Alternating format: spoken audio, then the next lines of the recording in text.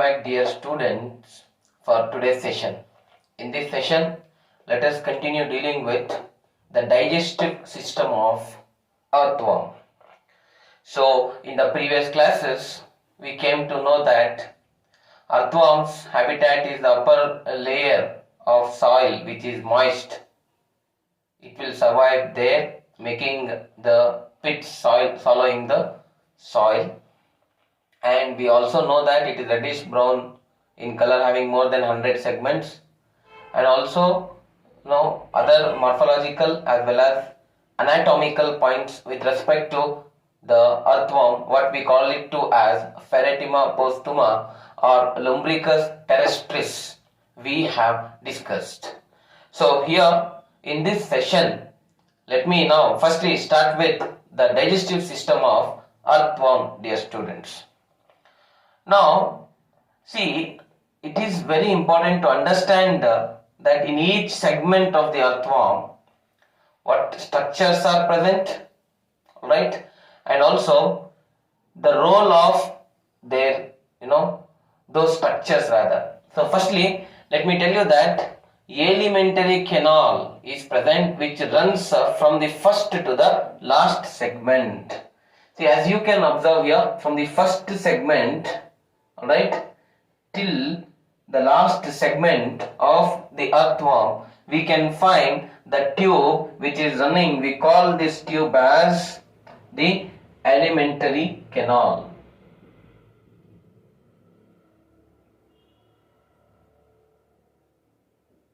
So it is the tube which is very important part of the digestive system, which consists of all these structures, dear students. Okay, so it runs from the first segment until the last segment. Furthermore, dear students, let me tell you that a terminal mouth is present exactly in the first segment. Alright. The first segment, as we all know, is called as prostomium. See, in the prostomium, first segment, we can find an opening in the form of mouth. Alright. And further, let me tell you that the mouth, as we all know, is covered by a flap called as peristomium. Mouth, it is covered by peristomium. Alright. So this is something very important you need to understand. So first we have the first segment itself, the mouth. Let me repeat. The mouth is present in the first segment, that is called as what? The prostomium, and it is covered by a structure called peristomium. Dear students, immediately after the mouth there is a buccal cavity. We have the buccal cavity immediately after the mouth. This region will have the buccal cavity.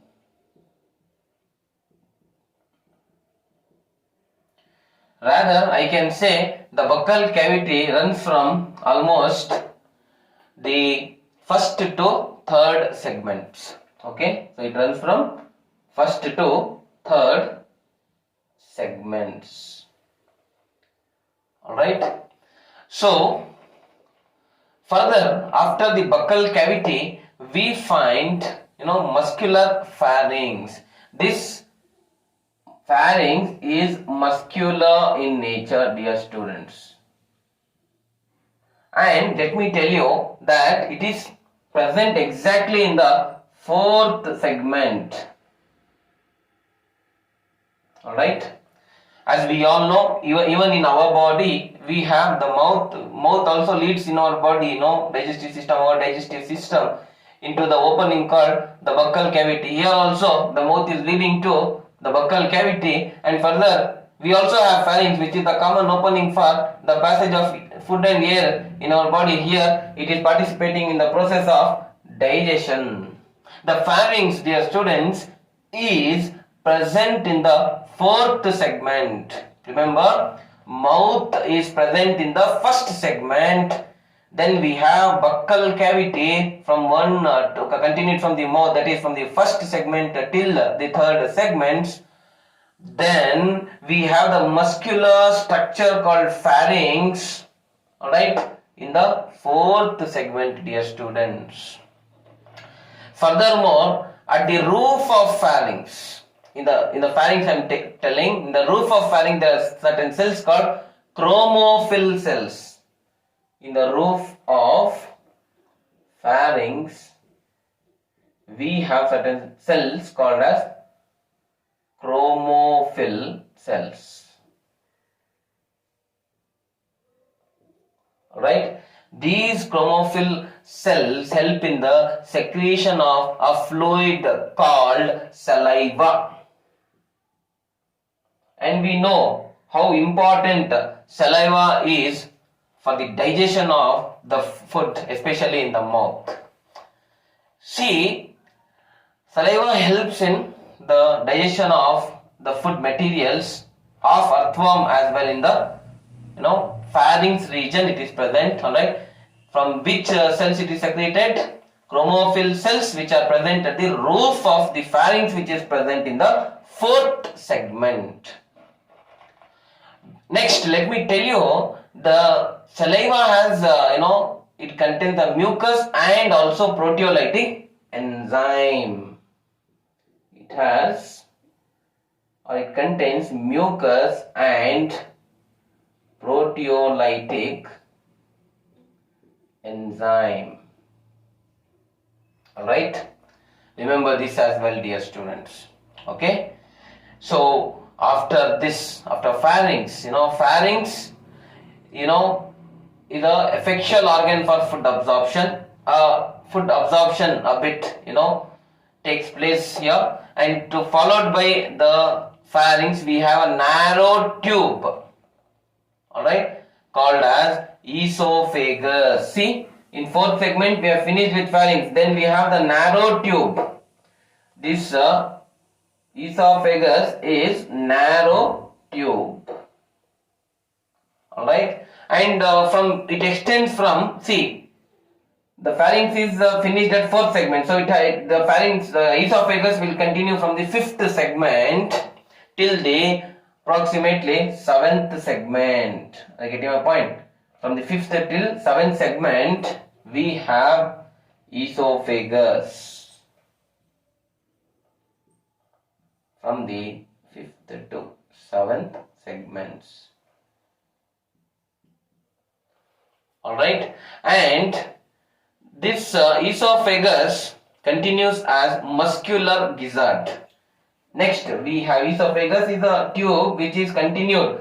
The food passes continuously next to the gizzard. It is also a muscular structure. It is also muscular in nature.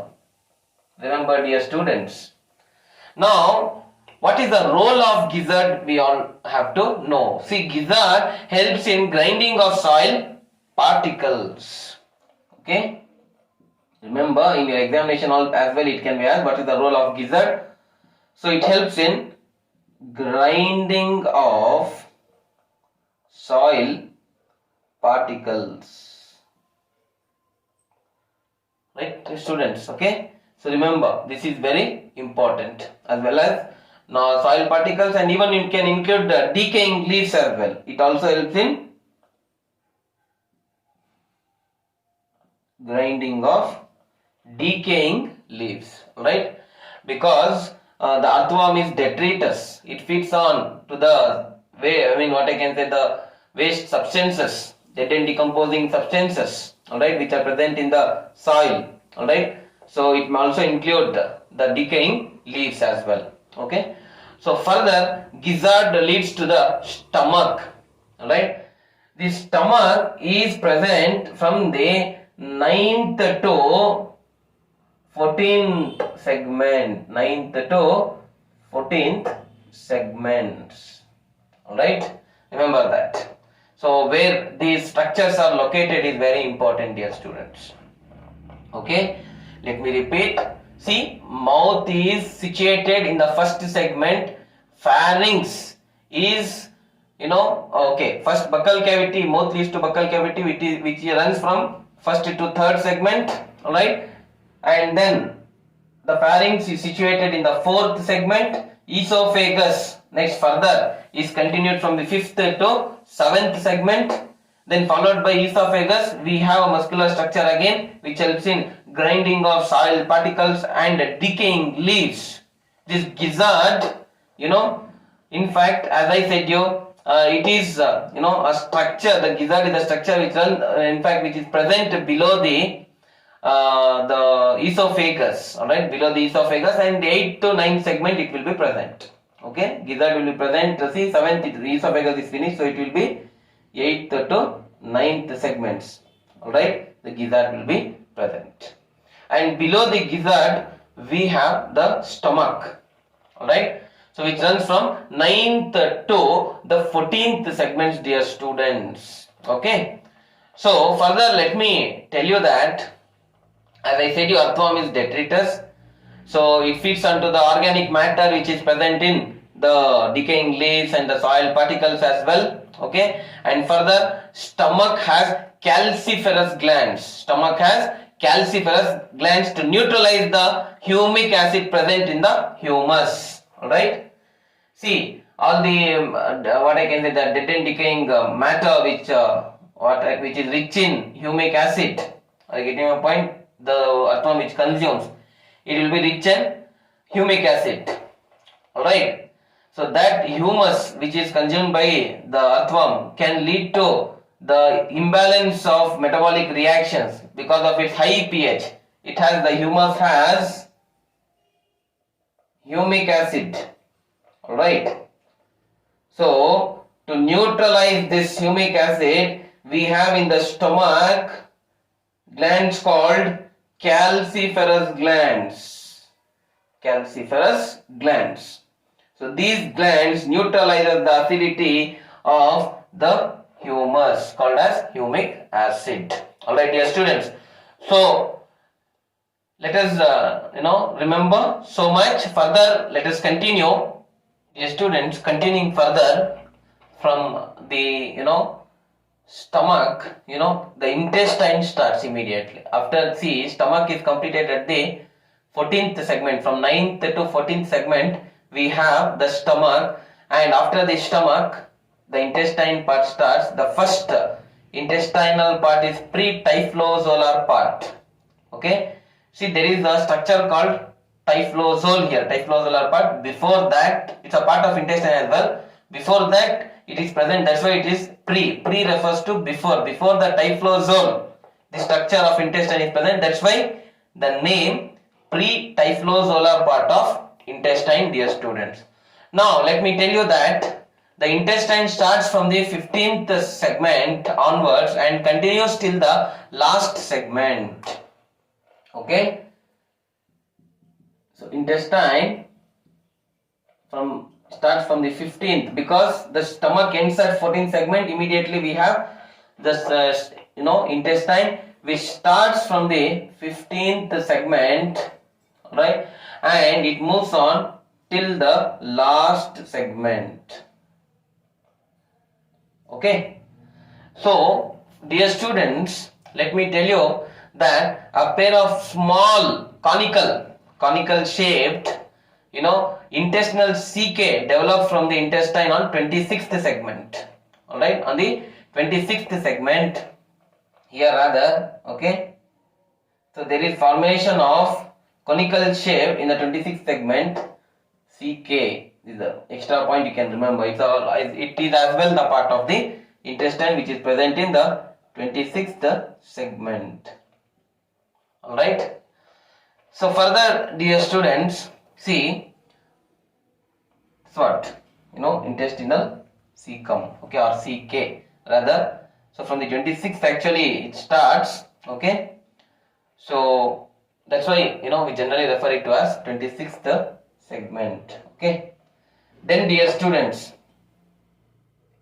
see possibly from the 26th segment, that is almost from here, okay. Alright, is very important to note down.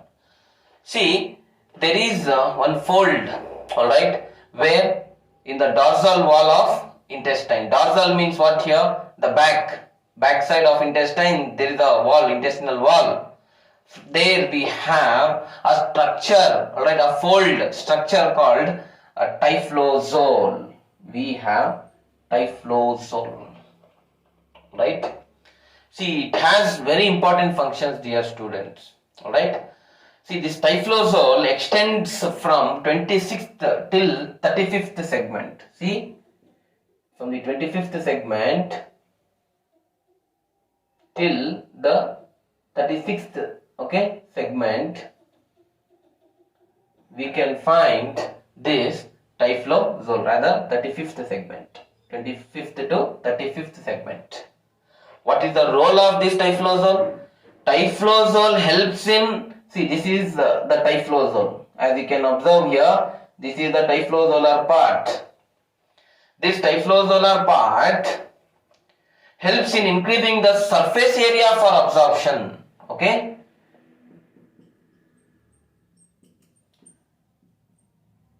Typhlosole increases surface area for absorption. Alright, remember dear students, okay. So this is about typhlosole. Further moving ahead, let me tell you that the alimentary canal opens to the outside, to the exterior, by a small rounded aperture. Aperture is nothing but opening. See, there is a small rounded aperture. Aperture is nothing but it's a opening, rounded opening we have, which opens to the exterior or outside. It opens to the exterior or outside. That we can call it to as anus. Alright, further, so it will open it to as what? Anus. The last segment of earthworm. Okay, anus will be present in the last segment of the earthworm or anal segment, which we have already discussed in the morphological aspects. Fine. Then dear students, further, let me tell you that the ingested organic rich soil, the directly soil itself, it consumes the earthworm, right? So it has to digest the organic material, the organic matter which is present in the decaying leaves, as well as in the soil which is present, decaying leaves or any other organic matter. So here the digestive enzymes which are present, we have discussed few, okay. The digestive enzymes are also secreted in the stomach of the stomach and intestine as well, okay, of the earthworm, and gizzard also helps in grinding of food particles, okay.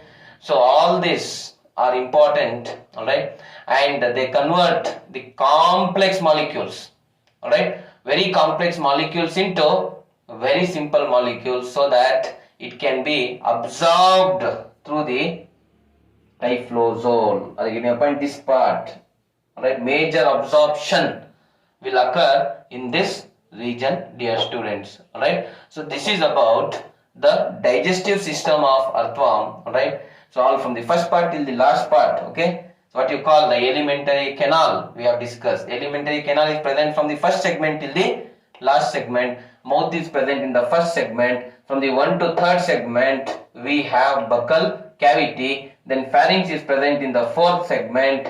Then 5th to 7th, we have esophagus. Then 8th to 13th, we have gizzard. Then stomach is present from the 9th to 14th segment. Are you getting a point? This part. Then from the 15th segment, the intestine starts and goes on till the last segment. Alright. So intestine is generally divided into pre-typhlosolar part and typhlosolar part of intestine. Are you getting a point? So fine. So pre means before typhlosole, the part of intestine which is present is called pre-typhlosolar part. Alright. So from in the 26th segment, we can find the structures called the intestinal cecum. They are the extensions which arise from the 26th segment. Then further, dear students, see, they also have lymph gland, alright. So lymph gland is very important for the production of phagocytes, alright. They help in the production of phagocytes even here as well. So to fight the microorganisms, they perform the phagocytosis process, engulfing of the microorganism. Okay, they engulf and kill the microorganism, and definitely it provides the immunity to the earthworm. Okay, then typhloidal part of intestine has typhlosole, that is from the 25th till the 35th segment, dear students. And as I said you, the typhlosole helps in increasing the surface area for absorption. So major absorption will occur here. Alright. So then the last segment, it leads to the last segment having the apertures, rounded apertures called the anus. Alright. Through which all the waste will be eliminated outside, including the soil. Okay. So that is about the digestive system of earthworm. Dear students, next let us discuss about the blood vascular system or the circulatory system of earthworm. Blood vascular system or circulatory system of earthworm. Right. Before moving to the actual aspect, dealing with the circulatory system, let me give a few introductory aspects about this blood vascular or circulatory system. Now, the earthworm has closed type of circulatory system. Alright, closed type of circulatory system. That means to say what? Closed means you can understand the blood is not freely flowing in the body cavities or the hemocell. Rather, the blood flows in the blood vessels and capillaries. Alright? Blood flows in the blood capillaries and blood vessels. Alright, the blood is flowing inside these blood what I can say capillaries and blood vessels. That's why it is called as what? Closed type of circulatory system. And further, let me tell you the contractions which occur. It also has heart alongside the blood capillaries. Are you getting a point? And the blood vessels, it also possesses heart. So the contractions which occur here are important. Why? Because it may helps in the flow of blood in one direction. Okay, so generally we can find the flow of blood here in one proper direction. Okay, because of the contractions. Alright, and furthermore, dear students, the smaller blood vessels, alright, which are present in the earthworm will supply blood to smaller blood vessels, the smaller ones. Okay, they supply the blood to firstly the gut. Okay, so gut we can understand. Alright, the stomach and the intestinal part of the alimentary canal are majorly covered here, and it supplies to the nerve cord as well. Okay, apart from the nerve cord, even to the body wall also, these smaller blood vessels supply the blood.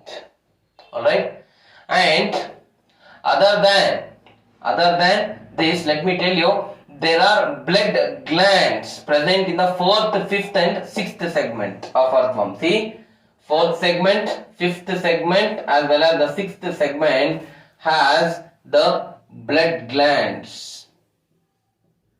These blood glands, what is the role of these blood glands? These blood glands produce the blood cells in case of earthworm. Alright, these blood cells, rather we can say here the phagocytes which are produced, phagocytes which are produced will perform the phagocytic activity, dear students. So you know what is phagocytic activity. Say, for example, this is a phagocyte. You know, the microbe whichever encounters it. See, let us consider these are the bacteria. Alright. So what this phagocyte does, alright, it engulfs this bacteria, alright, and engulfs it. Engulfs bacteria or any other microbe, alright, further destroys it, okay, or further kills it. That is what the phagocytosis is. So that phagocytic activity is brought about by the phagocytes, the type of blood cells which are majorly produced by the blood glands, which are present in the 4th, 5th and the 6th segment, dear students. Okay. Now further, let me tell you that hemoglobin is also produced in the blood glands. Alright. But this hemoglobin, the red pigment which is produced, is liquefied in the plasma. In the plasma itself it is dissolved or liquefied rather. Okay. Furthermore, dear students, RBCs are absent in earthworm. We don't find the red blood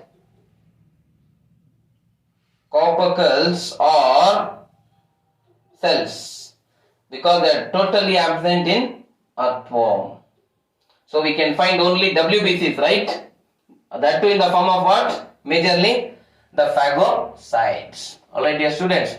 So these are the few important introductory points which you can remember with respect to the circulatory system of earthworm. Let me repeat.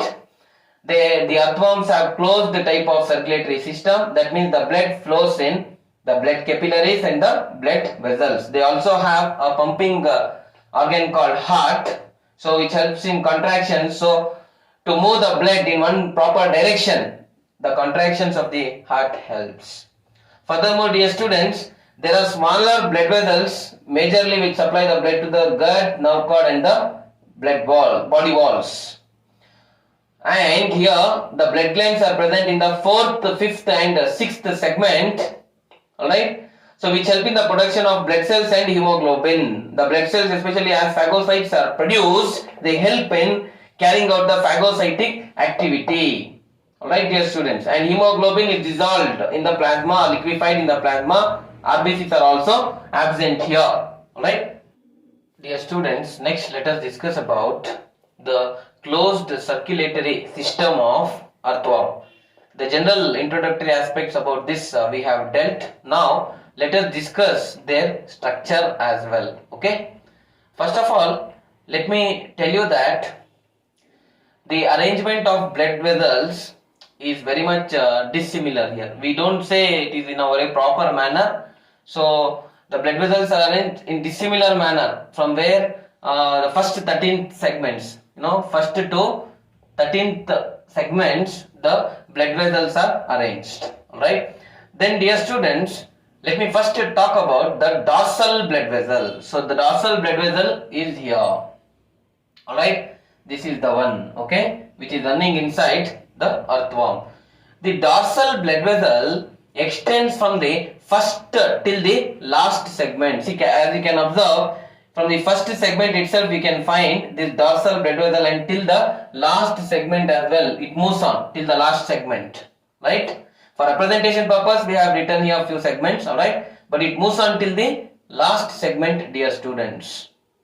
Alright, and further let me tell you that this dorsal blood vessel is the largest, longest and the thickest. Alright, this is the largest, longest and the thickest blood vessel. Alright, remember it is very thick, very large and very long. Are you getting my point, dear students? Okay, so what is the role of this dorsal blood vessel? The blood will flow from behind to forward. Are you getting my point?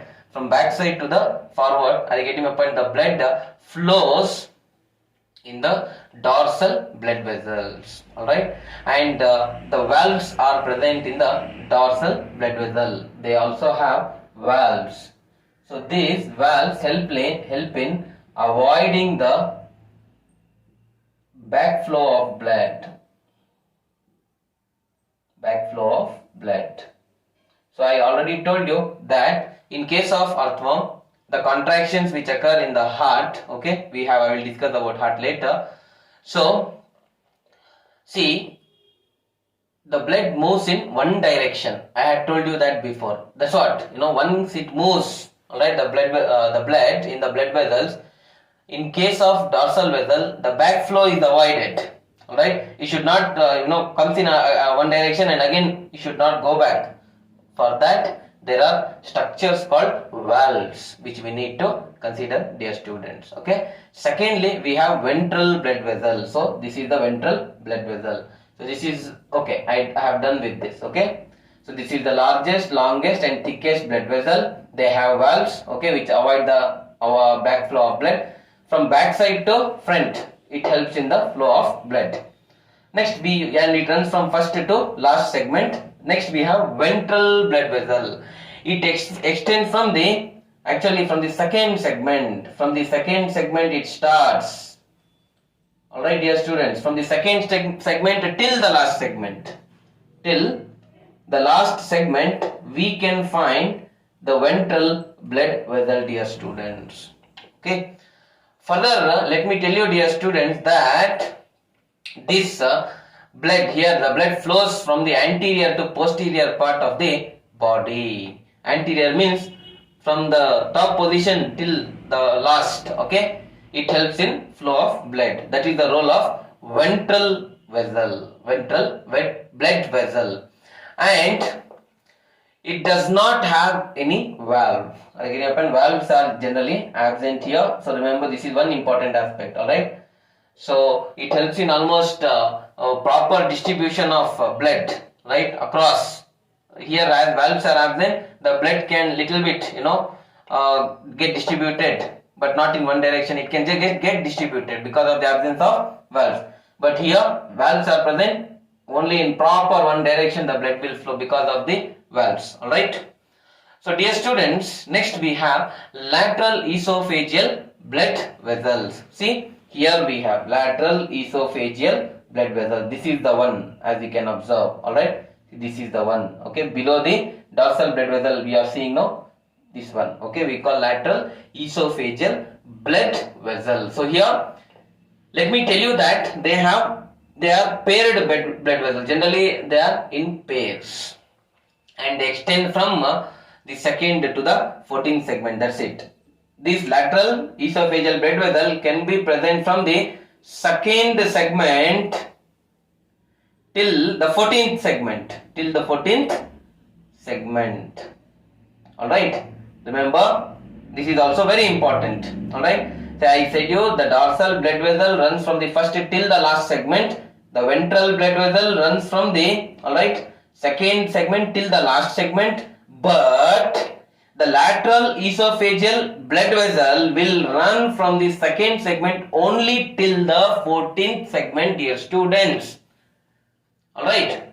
In the 14th segment, we can find that the lateral esophageal blood vessels unite to form subneural blood vessels. See, the 14th segment here, see, almost in the near the 14th segment, rather we can say. Alright, here, almost near the 14th segment, we can find that this lateral esophageal blood vessel is joining to form what we call the subneural blood vessel. They unite. This is a subneural. From the 14th till the 16th, we can find here the running of the subneural blood vessel. So at the 14th segment, here they join to form one. Alright, they get united. When we talk about the subneural blood vessel, let me tell you starts from the 14th segment until the last segment it runs. Okay, sorry, I said you 16th, right? Not 16th. Till the last segment it will run from 14th till last segment. So at the 14th segment, this subneural vessel is joined by the lateral esophageal blood vessel. Remember that point also, dear students. Okay. Further, dear students, let me tell you that these subneural blood vessels are unpaired. They are not paired blood vessels. Okay. And they are also ventral in position. Okay. Generally ventral in position. Which one? The subneural blood vessels. Then we have for the supraesophageal blood vessel as well. Okay, the smallest blood vessels can be seen in the supraesophageal blood vessels. See, esophageal we find here, then somewhere down the next coming, alright, segments, right, that is actually start from the 10th, 11th, are you getting my point, dear students? 10th, 11th segments, alright, we have loop-like vessels called as, anterior loops. See, this can be present in the 10th and 11th segments. Okay, these are also blood vessels, loop-like blood vessels. They are loop-like. Can you see the structure here? Okay, these are loop-like structure. That's why they are called loop-like blood vessels. Only can be seen in the 10th and 11th segment. So we can find two pairs as such. Okay, so these are few important aspects still here. Let me tell you, dorsal blood vessel runs from the first till the last, helps the movement of blood from the back to the front. And next, ventral blood vessel moves from the second till the last segment and helps in the flow of blood from the anterior to the posterior position.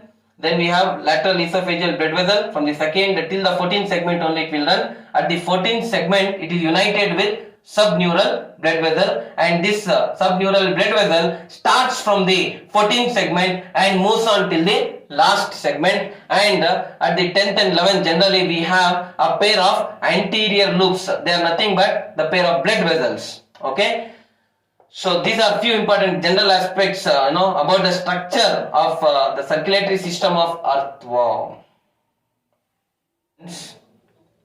Dear students, next let us discuss about the hearts of the earthworm. In total there are 4 tubular hearts which can be present. 2 pairs of lateral hearts and 2 pairs of lateral esophageal hearts. Alright.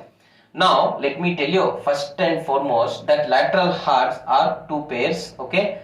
So they are present respectively in the 7th and the 9th segment. I have marked here. See, 7th segment 1 heart and 9th segment 1 heart. So, and let me tell you that they are important to convey the blood from the dorsal blood vessel to the ventral blood vessel. See, dorsal blood vessel, here we have, dear students, from this dorsal blood vessel to this ventral blood vessel, if the blood has to reach, then we need the help of the lateral hearts which are present in the 7th and 9th segment, dear students. Further, we have lateral esophageal hearts. So what are these?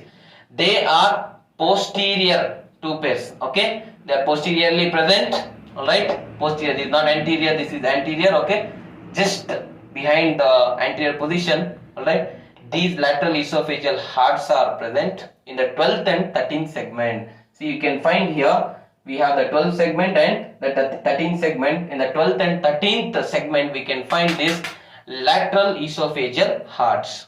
What is their role? They convey the blood, alright, from the dorsal blood vessel to the ventral. Are you getting my point? From dorsal to ventral blood vessels, and also connect to themselves to the supraesophageal blood vessel. Are you getting my point? So these are few important aspects. They also the one, okay, which convey the blood from the dorsal to the ventral blood vessel. Alright. So every lateral heart has 4 pairs of valves, lateral hearts. Okay. That is the 7th and 9th segment which we have now. They have 4 pairs of valves, while lateral esophageal hearts have possess 3 pairs of valves. These have 3 pairs of valves. These have 4 pairs. Alright. So these are the hearts of the earthworm. Apart from that, there is one nerve which is passing here at the 15th and 16th segment. Here we can find that commissural nerve. Okay, maintain very clean diagrams and label all the parts. Okay, and understand each one part by part. First you go with dorsal blood vessel, then ventral blood vessel, then later you can go with lateral esophageal blood vessel, and then you can go with subneural blood vessel, then anterior loops, then you can go with the two hearts, that is the lateral hearts and the lateral esophageal hearts. If you move this this way, definitely it will be easy for you to understand, dear students. So this is about the circulatory system of earthworm. Thank you very much.